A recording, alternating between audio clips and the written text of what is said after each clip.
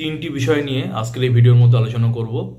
অনেক অভিভাবকের মনে প্রশ্ন, অনেকে প্রশ্ন করছেন যে স্যার, আমি আমার সন্তানকে কিভাবে রামকৃষ্ণ মিশনে ভর্তি পরীক্ষার জন্য বসাবো, কিভাবে তৈরি করাবো, এটা একটা প্রশ্ন। 2 নম্বর প্রশ্ন, আগের বছর ছেলেকে 5ম শ্রেণীর ভর্তি পরীক্ষায় বসিয়েছিলাম কিন্তু সফল হতে পারেনি, এবছর 6ষ্ঠ শ্রেণীর ভর্তি পরীক্ষায় বসানোর জন্য কীভাবে তৈরি করব। আর 3 নম্বর প্রশ্ন, তোমরা যারা বিভিন্ন রামকৃষ্ণ মিশন, নরেন্দ্রপুর, পুরুলিয়া, রহড়া, দেওঘর ইত্যাদি রামকৃষ্ণ মিশনে পড়ছো, গরমের ছুটিতে বাড়িতে এসছো, তোমাদের কবে থেকে অতিরিক্ত অঙ্কের ক্লাস বা এক্সট্রা ম্যাথ ক্লাস, যেটা আমি গরমের ছুটিতে তোমাদের নেই, সেই ক্লাস কবে থেকে শুরু হবে এবং কিভাবে ক্লাসে জয়েন করবে, এই 3টে বিষয় নিয়ে আজকের এই ভিডিওর মধ্যে আলোচনা করব। প্রথম বিষয়, যে সমস্ত ছেলেরা এবং মেয়েরাও রয়েছে, খুব কম সংখ্যক মেয়েরা রামকৃষ্ণ মিশনের ভর্তি পরীক্ষায় বসে থাকে, ম্যাক্সিমাম ছেলেরাই বসে।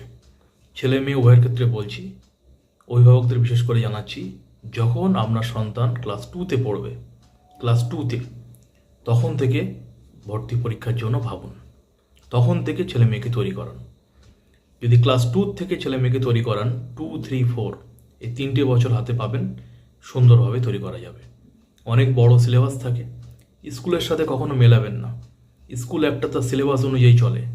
রামকৃষ্ণ মিশনের অ্যাডমিশন টেস্টে বসতে গেলে আপনাকে প্রত্যেকটা বিষয় একদম পুঙ্খানুপুঙ্খভাবে বাচ্চাকে বোঝাতে হবে, সুন্দর করে একটা একটা ধাপে ধাপে ধাপে ধাপে বোঝাতে হবে, সিলেবাস ধরে সুন্দর করে বোঝাতে হবে, কোনো জায়গায় গ্যাপ রাখলে হবে না।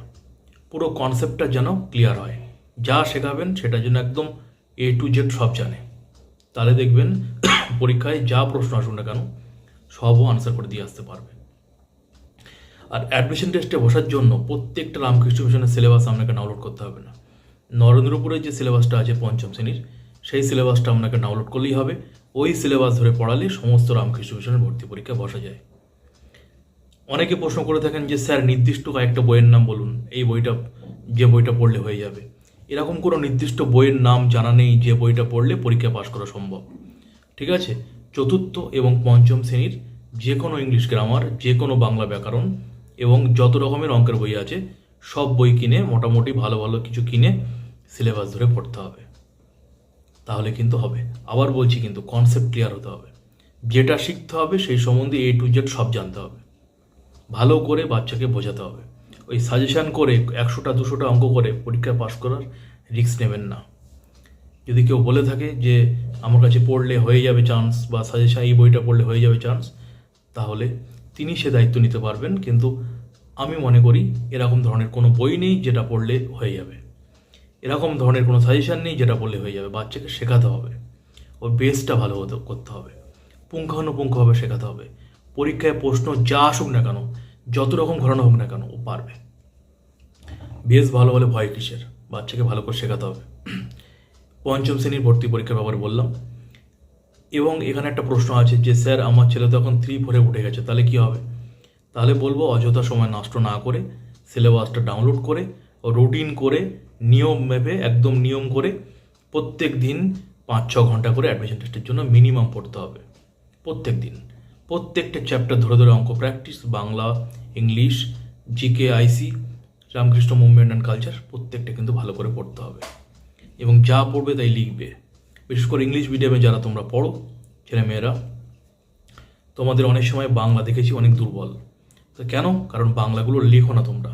প্রত্যেক দিন 1 পাতা 2 পাতা করে বই পড়ো, যে বাংলা বানানগুলো কঠিন সেগুলো পেন্সিল দিয়ে মার্ক কর, সেই বানানগুলো লেখো। যে বানানগুলো ভুল হবে সেটা 5 বা 10 বার করে লেখো। প্রতিদিন পড়ো আর লেখো বাংলা, দেখবে ঠিক হয়ে যাবে। আর যারা ইংলিশ মিডিয়ামের, তো বললাম, যারা বাংলা মিডিয়ামের, তোমাদের অনেকের ইংলিশ দুর্বল আছে, সেই ক্ষেত্রেও একই ওষুধ। ইংলিশটা প্রতিদিন 2 পাতা 3 পাতা পড়ো। ইংলিশ গ্রামার বইয়ের পিছনে দেখবেন কম্প্রিহেনশন টেস্ট থাকবে, আনসিন থাকে, ইংলিশে গল্প থাকে, ইংলিশ পেপার কিনে এসে পেপারে 5 লাইন 6 লাইন পড়া যেতে পারে। যে ওয়ার্ডগুলো কঠিন সেগুলো মার্ক করে সেই ওয়ার্ডগুলোকে 5 বার 6 বার করে লেখা, সেই ওয়ার্ডগুলোর মিনিং, মেক সেন্টেন্স, নাউন না প্রোনাউন, এগুলো জানা। এইভাবে তোমাকে ভোকাবুলারি নলেজটা বাড়াতে হবে। ঠিক আছে, সময় নষ্ট করা যাবে না, লেগে থাকতে হবে এবং প্ল্যান করে পড়তে হবে। দিশাহীনভাবে এখানে ওখানে এখানে ওখানে ঘুরে বেড়ালে হবে না। একদম মোদ্দা কথা হলো, বাচ্চাকে তৈরি করতে হবে, তৈরি করতে হবে। এখানে গেলেই পড়লেই হয়ে যাবে, হয় না, বাচ্চাকে তৈরি করতে হবে, ওকে পড়ি তৈরি করতে হবে একদম প্রথম থেকে। যেসব অভিভাবকরা বাচ্চাকে তৈরি করাবেন, বেসটা ভালো করবেন, কোনো চিন্তা করতে হবে না আপনাকে, কোনো না কোনো মিশনের চান্স পাবেই এবং আগামী দিন আরও ভালো করবে। ওর বেসটা ভালো করতে হবে, এটাই হলো মূল লক্ষ্য, শিক্ষক এবং অভিভাবকদের মূল লক্ষ্য হওয়া উচিত। এটা গেলো পঞ্চম শ্রেণী ভর্তি পরীক্ষা ব্যাপারে বললাম। এবার ষষ্ঠ শ্রেণীর দ্বিতীয় প্রশ্ন, ষষ্ঠ শ্রেণীর ভর্তি পরীক্ষায় কীভাবে তৈরি করবো স্যার, আগের বছর পাশ করতে পারিনি। যে সমস্ত বাচ্চারা আগের বছর পঞ্চম শ্রেণীর ভর্তি পরীক্ষা বসেছিল, তৈরি হয়েছিল এবং বসেছিল, তারা পাশ করতে পারেনি, তাদের ক্ষেত্রে এবছর পাশ করা অনেক সুবিধাজনক ব্যাপার। কেন? কারণ আগের বছর ওরা মোটামুটি তৈরি ছিল, ব্যাপারগুলো জানে। কারণ ক্লাস 6-এর সিলেবাসটা পঞ্চম শ্রেণীর সিলেবাসের মতো কিছুটা একই, কিছু কিছু পরিবর্তন সিলেবাসের মধ্যে রয়েছে, কিছু কিছু আলাদা রয়েছে, কিন্তু ম্যাক্সিমামটাই ক্লাস 5-এর মতো। নরেন্দ্রপুরের অ্যাডমিশন টেস্টে যেমন সিলেবাস 5-এর ঠিক ম্যাক্সিমামটাই ওরকম। আর 6-এর কিছু আলাদা রয়েছে, কিছু কিছু আলাদা রয়েছে, সেটা আমি কোনো একটা ভিডিওতে বলবো, কিছু কিছু আলাদা রয়েছে সিলেবাসের মধ্যে। তাই ক্লাস 6-এর ভর্তি পরীক্ষা কিন্তু ভালো করে পড়লে পাশ করা যায়। ভ্যাকান্সি যদি একটু কম থাকে কিন্তু পাশ করা যায়, কম্পিটিশানটা একটু কম হয়, 5-এর থেকে একটু কম হয়, ভালো করে পড়লে কিন্তু সম্ভব। তাই ভেঙে না পড়ে নতুন করে উদ্যম করে পড়াশোনা করো, এগিয়ে যাও, দেখবে ষষ্ঠ শ্রেণী ভর্তি পরীক্ষায় তোমরা সফল হতে পারবে। একটু এগিয়ে যাও, আর এক জায়গায় ফর্ম তুলবে না, 4-5 জায়গায় তুলবে। আমার নরেন্দ্রপুরে ক্লাস 6-এ ভর্তি হতে হবে, নরেন্দ্রপুর পাশাপাশি আরও যে কেউ জয় গেছে সব জায়গায় তুলে পাও, দেখবে কোনো না কোনো জায়গায় হয়ে যাবে। ঠিক আছে, কম্পিটিশান থাকে তো, তুমি ভাবছো নরেন্দ্রপুর হয়ে যাবে, তার মানে নরেন্দ্রপুর হয়ে যাবে এরকম তো মানে নেই। নরেন্দ্রপুর হয়তো ভ্যাকান্সি কম থাকলো ক্লাস 6 এই বছর, তাহলে কী হবে? এটা একটা ব্যাপার, সব জায়গায় তুলবে যেখানে যেখানে ফর্ম ফিল আপ হবে। ইউটিউব চ্যানেল ফলো করবে, নরেন্দ্র টিউটোরিয়ালে কোথায় কোথায় ফর্ম ফিল আপ হচ্ছে আমি দিয়ে দেবো নোটিফিকেশান। আচ্ছা, 3 নম্বর প্রশ্ন, যে কবে থেকে স্যার ক্লাস শুরু হবে এক্সট্রা ম্যাথ ক্লাস, অতিরিক্ত অঙ্কের ক্লাস? অতিরিক্ত অঙ্কের ক্লাস এই সপ্তাহ থেকে শুরু হবে। তোমরা যারা বিভিন্ন রামকৃষ্ণ মিশন থেকে বাড়িতে ফিরেছো গরমের ছুটিতে, তোমাদের ক্লাস কিন্তু এই সপ্তাহ থেকে শুরু হবে, ইংলিশ এবং বাংলা মিডিয়ামের অঙ্কের ক্লাস।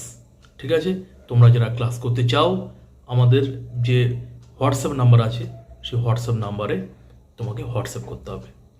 ঠিক আছে, কবে ক্লাস এবং ডিটেলস জানানো হবে।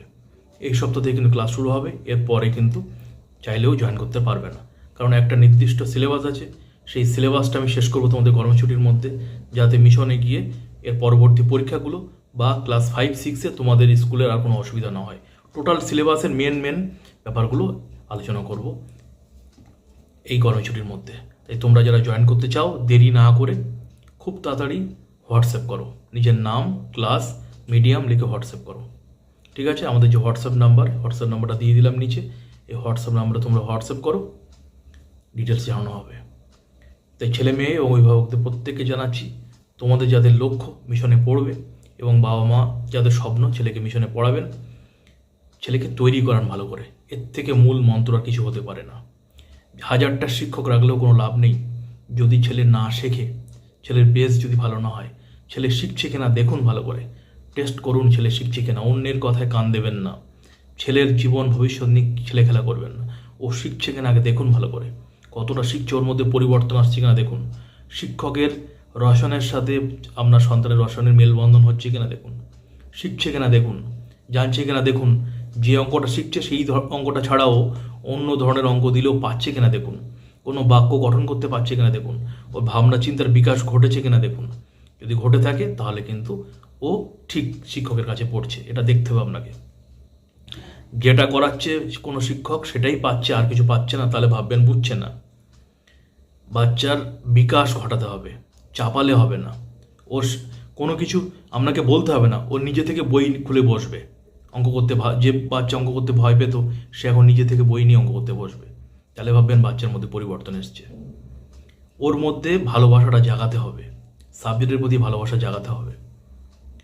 বকবেন না, মারবেন না, ভালোবেসে ওর মন বুঝে পড়ান এবং তৈরি করান, সময় নষ্ট করবেন না।